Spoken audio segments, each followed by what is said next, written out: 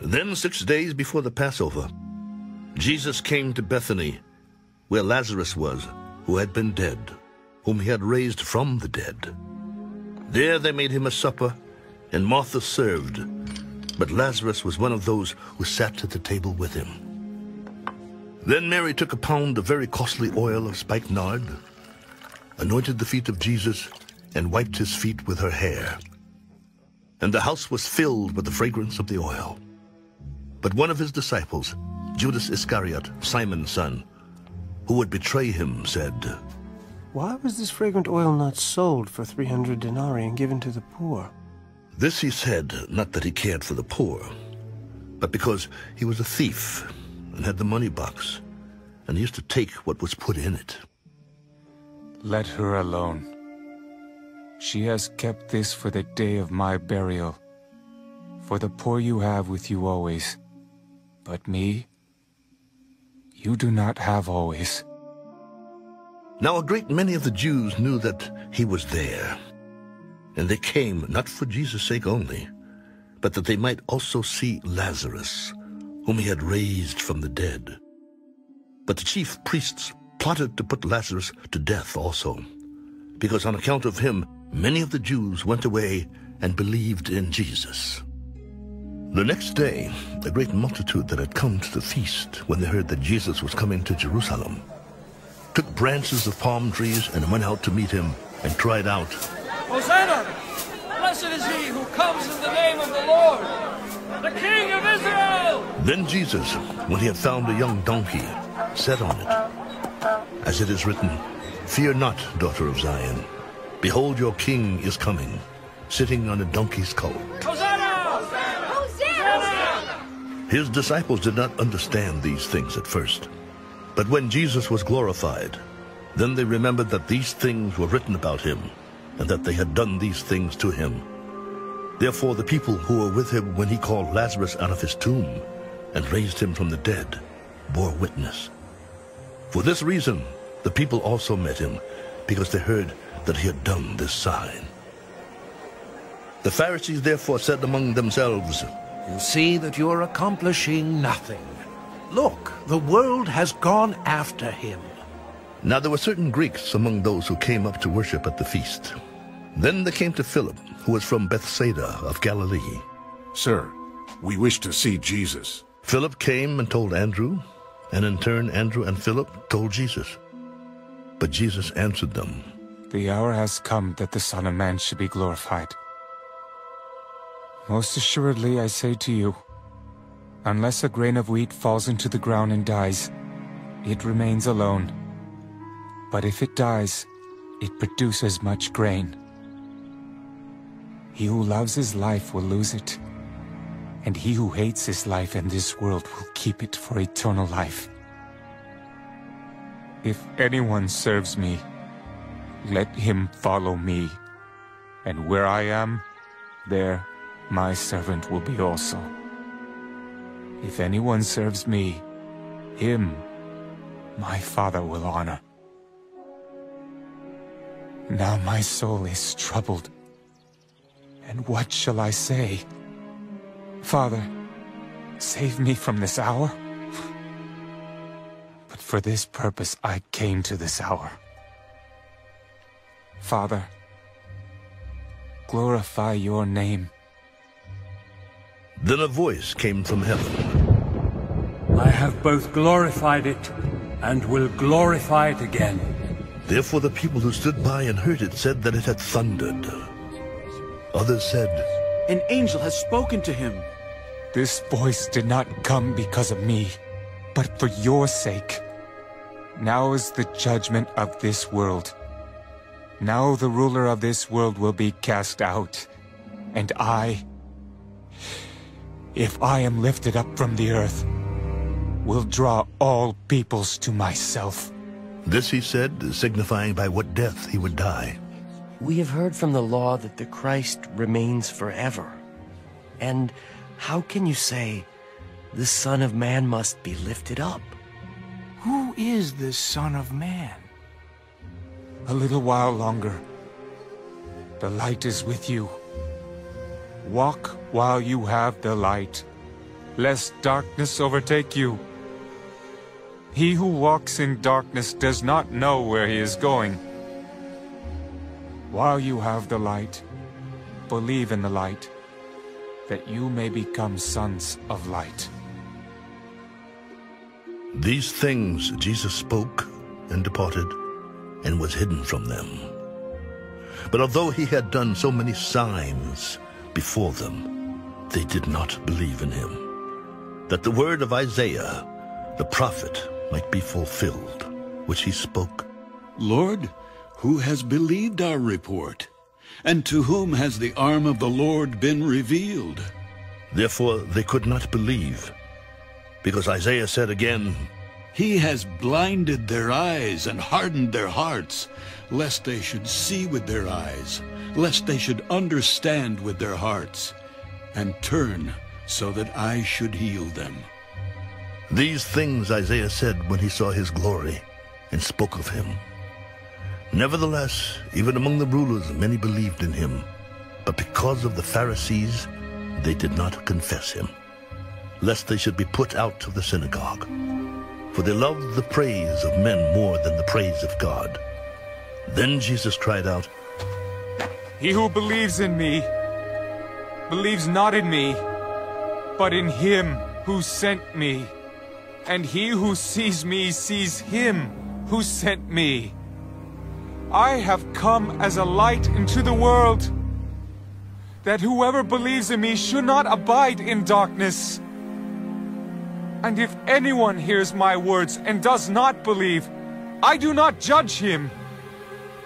For I did not come to judge the world, but to save the world. He who rejects me and does not receive my words has that which judges him. The word that I have spoken will judge him in the last day. For I have not spoken on my own authority, but the Father who sent me gave me a command what I should say and what I should speak. And I know that his command is everlasting life. Therefore, whatever I speak, just as the Father has told me, so I speak.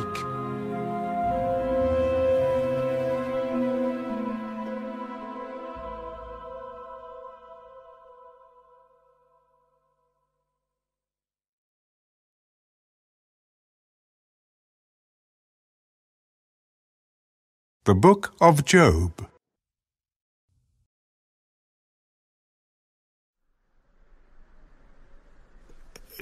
Behold, my eye has seen all this. My ear has heard and understood it. What you know, I also know. I am not inferior to you. But I would speak to the Almighty, and I desire to reason with God. But you, forgers of lies, are all worthless physicians. Oh, that you would be silent, and it would be your wisdom. Now, hear my reasoning, and heed the pleadings of my lips. Will you speak wickedly for God, and talk deceitfully for him? Will you show partiality for him? Will you contend for God? Will it be well when he searches you out? Or can you mock him as one mocks a man? He will surely rebuke you if you secretly show partiality. Will not his excellence make you afraid, and the dread of him fall upon you? Your platitudes are proverbs of ashes. Your defenses are defenses of clay. Hold your peace with me, and let me speak. Then let come on me what may. Why do I take my flesh in my teeth, and put my life in my hands? Though he slay me, yet will I trust him. Even so, I will defend my own ways before him. He also shall be my salvation, for a hypocrite could not come before him. Listen carefully to my speech, and to my declaration with your ears. See now, I have prepared my case. I know that I shall be vindicated. Who is he who will contend with me? If now I hold my tongue, I perish. Only two things do not do to me. and I will not hide myself from you. Withdraw your hand far from me, and let not the dread of you make me afraid. Then call, and I will answer. Or let me speak, then you respond to me. How many are my iniquities and sins? Make me know my transgression and my sin. Why do you hide your face and regard me as your enemy? Would you frighten a leaf driven to and fro? And will you pursue dry stubble? For you write bitter things against me, and make me inherit the iniquities of my youth. You put my feet in the stocks and watch closely all my paths. You set a limit for the soles of my feet. Man decays like a rotten thing, like a garment that is moth-eaten.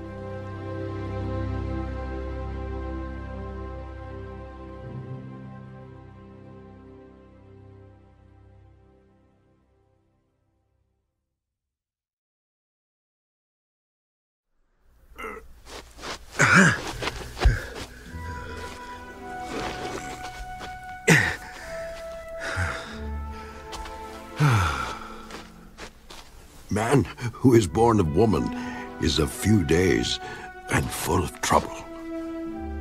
He comes forth like a flower and fades away. He flees like a shadow and does not continue. And do you open your eyes on such a one and bring me to judgment with yourself? Who can bring a clean thing out of an unclean? No one.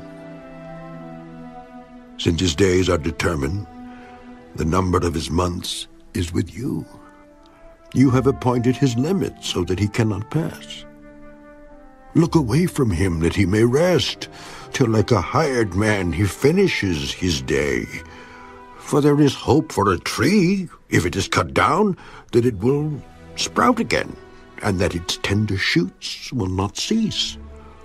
Though its root may grow old in the earth, and its stump may die in the ground, yet at the scent of water it will bud and bring forth branches like a plant. But man dies and is laid away. Indeed, he breathes his last, and where is he? As water disappears from the sea, and the river becomes parched and dries up, so man lies down and does not rise. Till the heavens are no more, they will not awake nor be roused from their sleep.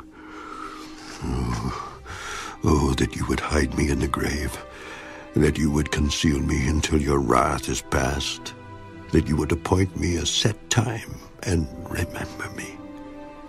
If a man dies, shall he live again? All the days of my hard service I will wait till my change comes. You shall call, and I will answer you. You shall desire the work of your hands, for now you number my steps, but do not watch over my sin.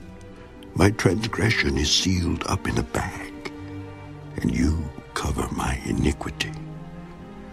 But as a mountain falls and crumbles away, and as a rock is moved from its place, as water wears away stones, and as torrents wash away the soil of the earth, so you destroy the hope of man. You prevail forever against him, and he passes on. You change his countenance and send him away. His sons come to honor, and he does not know it. They are brought low, and he does not perceive it. But his flesh will be in pain over it, and his soul will mourn over it. The Book of Proverbs. Whoever loves instruction loves knowledge, but he who hates correction is stupid. A good man obtains favor from the Lord, but a man of wicked intentions he will condemn. A man is not established by wickedness, but the root of the righteous cannot be moved.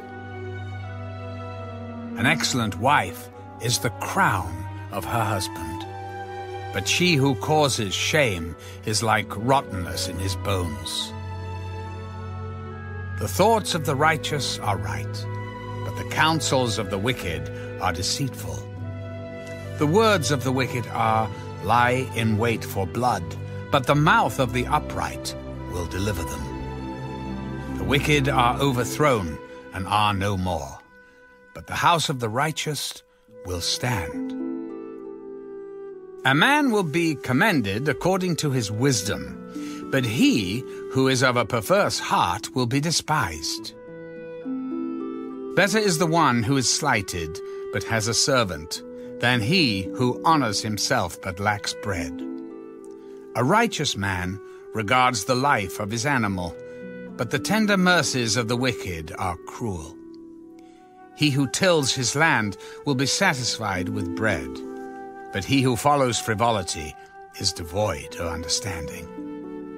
The wicked covet the catch of evil men, but the root of the righteous yields fruit.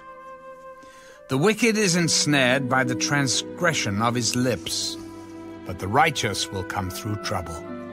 A man will be satisfied with good by the fruit of his mouth, and the recompense of a man's hands will be rendered to him. The way of a fool is right in his own eyes, but he who heeds counsel is wise.